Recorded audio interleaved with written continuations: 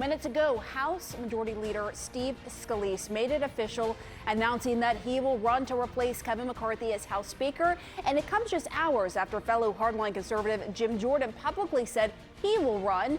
Both would need to win over more moderate members of their conference. And there is no time to waste. A full vote on a speaker is expected next week. But until then, the House is essentially paralyzed, with the shutdown deadline looming in mid-November. CNN's Melanie Zanona joins us live on Capitol Hill. So what more do we know about Scalise's announcement that he's going to run for Speaker, and who else might be challenging him? Well, Pam, the race for Speaker is officially on less than 12 hours after that stunning vote to remove Kevin McCarthy as Speaker. And I had been told that Steve Scalise, the number 2 Republican, had been already making calls last night to allies, lining up supporters. But today, just moments ago, he made it official in a letter to his colleagues. I want to read you part of that letter. He wrote, "God already gave me another chance at life. I believe we were all put here for a purpose. This next chapter won't be easy, but I know what it takes to fight, and I'm prepared for the battles that lie ahead. I humbly ask you for your support on this mission to be your Speaker of the House." So, Pam, a reference there to the fact that Steve Scalise was shot at a GOP baseball practice back in 2017. He is also undergoing treatments right now for blood cancer, but he says he is up for the job. He is feeling great, and this is a moment that he has long been waiting for. He has long been waiting in the wings to potentially ascend whenever Kevin McCarthy did step aside. But it is not going to be a coronation for Steve Scalise. He is going to have to face off against Jim Jordan. He is the House Judiciary Chairman. He is liked by conservatives. He was a McCarthy ally. And Jim Jordan also made it official with his own letter today, and Armanu Raju also caught up with him this morning. Here's what he had to say. What promises are you making to the conference, policy-wise, agenda-wise? The agenda is what I spoke about on the floor, Mona. We need to pass the bills that need to be passed. We've done a lot of that. Biggest one, of course, is H.R. 2, the Immigration Border Security legislation. Frankly, I wish Chuck Schumer would bring it up. Now, both men made their case today before the Texas Republican delegation, a very large block of Republicans and powerful block of Republicans in the House. But we're not going to know how this really shakes out until next week. Tuesday is when Republicans will hold their candidate forum.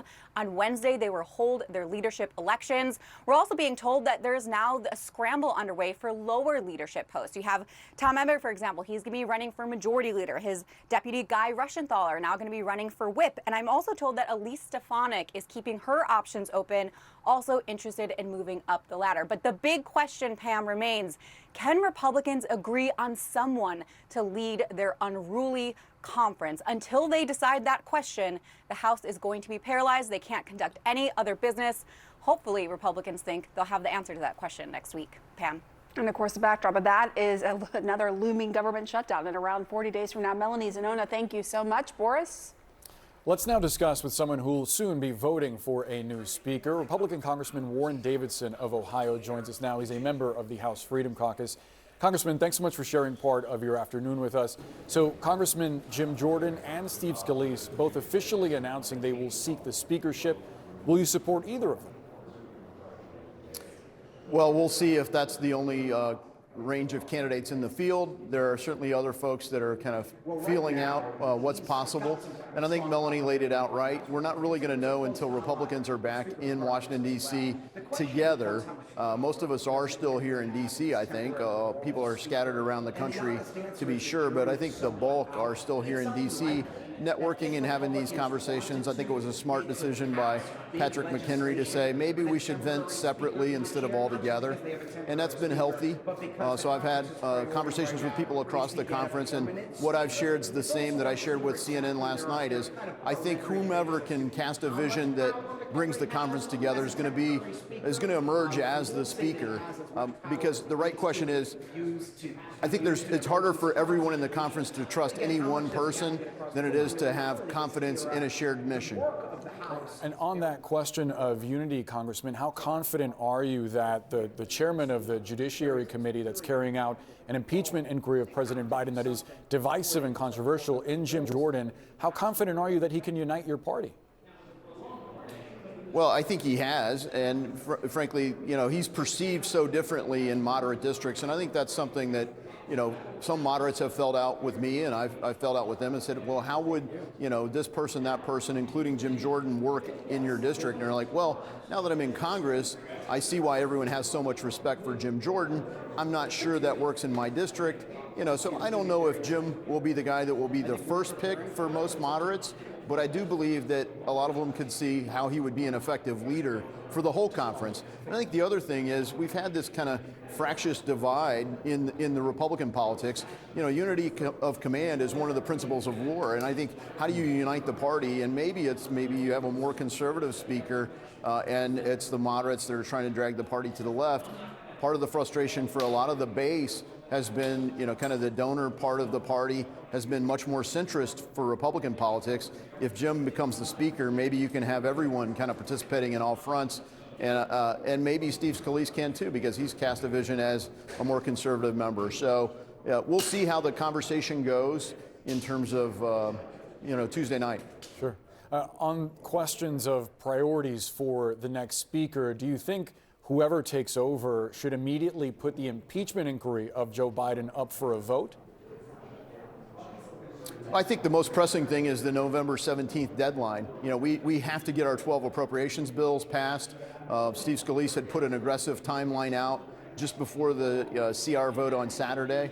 And that was something that was bringing some unity together. Part of the division has been, hey, how are we going to ask for a 45-day CR? In the original calendar, Congress was not in session in D.C. the first 2 weeks of October. So how are we going to ask for a 45-day CR and then spend the first 15 days scattered all over the world? We have to be here getting the appropriations bills done. We already missed the deadline of October 1st. So I think that has to be the priority right up front. I do want to ask you about the priorities for spending specifically on Ukraine, but I want to go back to the question of the impeachment inquiry. Should there not be a vote on the House floor for the impeachment of the sitting president? Well, the inquiry already is underway. I mean, that was already kicked off by Speaker McCarthy. That's underway, and there's a lot of evidence that would say, yeah, Joe Biden should be impeached. And so I think that investigation will continue. The committees can continue their work. So I assume that committees will be full speed ahead on the tasks within the jurisdiction of the committee. There are questions about that evidence you purported to have shown in the impeachment inquiry, but I do want to move on because you have actually sponsored legislation to define the mission in Ukraine. Obviously, spending on aid in Ukraine is another top issue for whoever the next speaker is to sort out. You've called for the administration to give specifics on what victory looks like. Can you give us specifics on how you define victory in Ukraine? Is it the retaking of Crimea?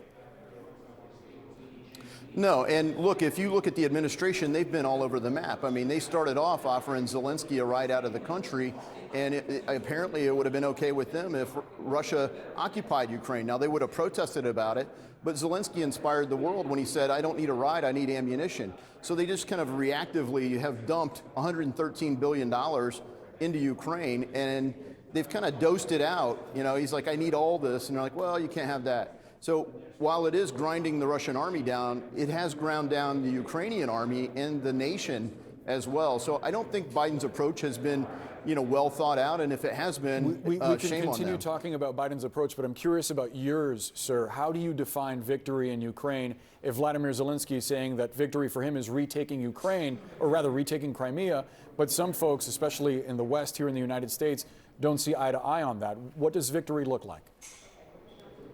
I think for the United States, our interest is in making sure that the war doesn't spread and there's a peaceful resolution to it. I think that Vladimir Putin's invasion of Ukraine was unjust. I do believe it was preventable, but at that point, it's already happened. So how do we resolve that? I think there should be peace negotiations underway that stop the bloodshed. And I really don't think that a long war favors Ukraine. A long war favors Russia. And it's waged differently. So that's why the mission's so important. If you say we're going to go with a long war strategy, this is only going to involve Ukraine and Russia. Ukraine does not have enough combat power to kick the Russian army out of Ukraine. They don't have enough combat power, certainly, to kick them out of Crimea. Or if you go with what Secretary Victoria Nuland from the State Department has said, her policy is regime change in Russia, including war tribunals for Vladimir Putin. I'm not saying that's unjust, but it is unachievable for Ukraine. And Congressman, quickly before we let you go, there is a question as to whether or not Ukraine funding will even make it for a vote on the House floor. Do you think it should? Look, the clear will of the Congress is overwhelmingly they support Ukraine, but there's a rule in the Republican politics that's you got to have a majority of the majority party before something brings to the floor. And I think that's something the conference should have a dialogue about, because it's right around 50-50 right now whether the conference supports any additional funding. And I don't think there's going to be support for it, frankly, from Republicans until Joe Biden does what surely they already have somewhere, is a mission. Maybe they're not on the same page across the administration, but they better get that way, and they need to come here and brief us on it. It can be in the most classified setting, but they do have to define a mission, and we can't hold them accountable for success or failure if they don't do that. Congressman Warren Davidson, we very much appreciate your time, sir. Thanks so much.